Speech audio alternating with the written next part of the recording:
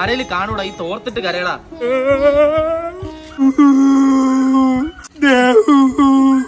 ആവുന്ന എന്തെന്നാ പറയുന്ന ബാബു എന്റെ ദേവു. ഞാനായിട്ടല്ല അവളെ ആദ്യം ഇഷ്ടം എന്ന് പറഞ്ഞ, അവക്ക് എന്നെയായിരുന്നു ആദ്യം ഇഷ്ടം. ആശ്രം നിന്റെ ഈ കരച്ചിൽ നമുക്കൊരു രാഷ്ട്രീയ കണ്ണീരാക്കി എടുക്കണം. ഞാൻ ഇന്ന് സമരം വിളിച്ചാല.